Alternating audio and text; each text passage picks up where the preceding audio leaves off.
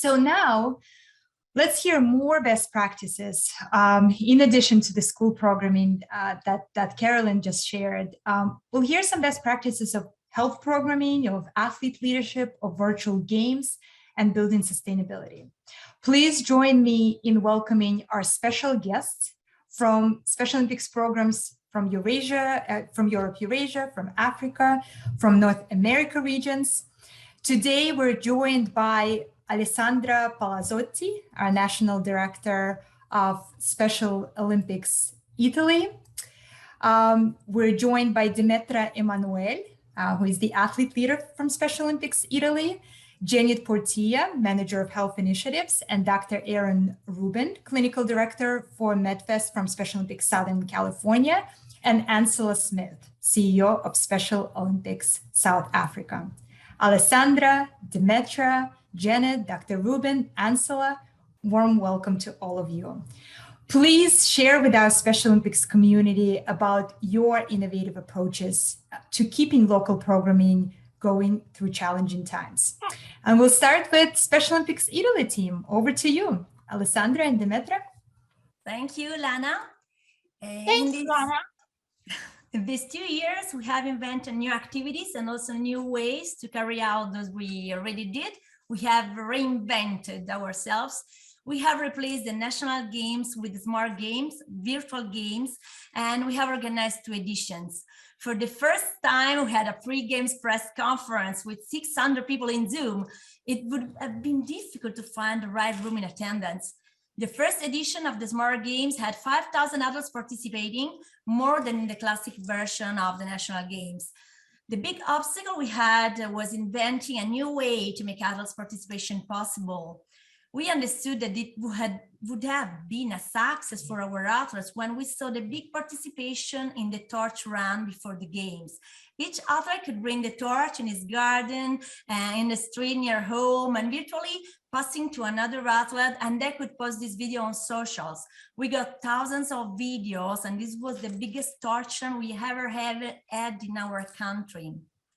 The biggest and most beautiful paradox, however, was that we had enormous growth in 2 things, in the school area and in the athletes area. We have organized 2 editions of Smart School Games. We have gone from 26 schools to 110 schools, from 584 students in 2020 to 10,361 students this year. The second aspect of growth was the athlete leadership program. We trained 60 athletes leaders and 30 youth leaders.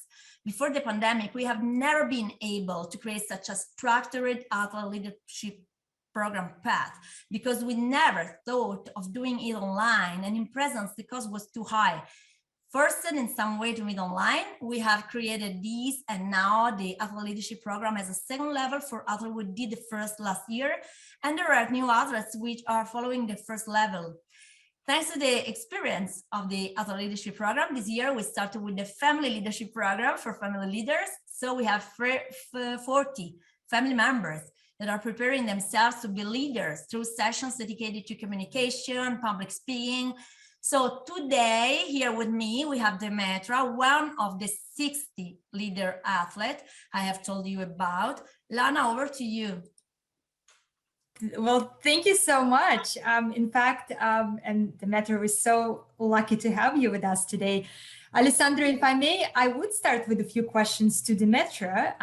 Demetra, can you please share with our webinar community, how did participating in an athlete leadership program help you get through the pandemic? Oh, the athlete leadership program helped me get through the COVID-19 pandemic by interacting with my fellow leaders and other inspirational personas using Zoom calls like this. This allowed me to meet them even if it wasn't in person. The tasks I was given, which included studying the slides provided, allowed me to occupy my downtime spent at home during the pandemic lockdown so that I could avoid focusing on the current worrying situation in the world. Besides, I also learned another things like what are the requirements to be a good leading athlete, and how to implement strategies that can help me in that sense. Furthermore, now I have a better grasp of the many areas of competences in the Special Olympics organization. This means learning what do we do and how do we do it to get an idea of which area could give me more working opportunities. Amazing. Wow, just amazing. So let me build on that actually a bit more. And could you share what was the most important thing that helped you succeed as an athlete leader? During the period linked to the pandemic, in addition to the public speaking course, I also had the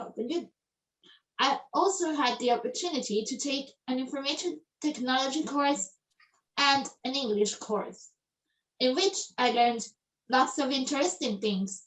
The public speaking course was undoubtedly the most important thing. I had the opportunity to be exposed to multiple effective communication techniques. You see, Lana, for the best outcome, effective communication should be achieved in both a social media environment and real life. And for this purpose, I have been training here at home using videos and simulations. Furthermore, this course allowed me to take part to different events, different conferences, a TV broadcast, and of course, today's webinar.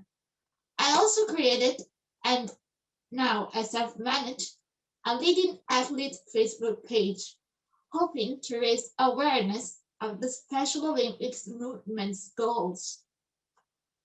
Wow, what can I say? Next time you will have to be the moderator. That's hands down. We can all absolutely see the proof of wonderful training that you have received right here and right now. So thank you so much.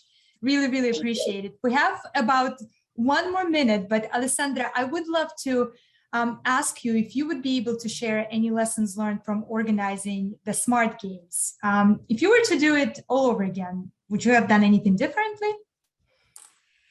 I learned from our Smart Games that our athletes and their families trusted us by releasing the strangest things we proposed them in these 2 years, from the Smart Games with family members as video maker and their home becoming the field of the sport of the athletes, and to the Moon and Back initiative. It was an initiative arriving all together to the moon by loading kilometers on the same app. So all at distance, but in some way feeling very united. So one of the greatest satisfactions of recent years was hearing the sentence of one person participating in one of the calls said, Special Olympics in this period was the family of families. And this is what I learned about.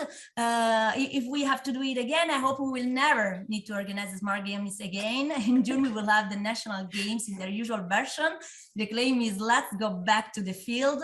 The torch run has started a couple of weeks ago, touching 44 cities all over Italy. And so the torch will arrive in Turin for the opening ceremony. And this is the signal that of a return to normality. So we are very happy about that.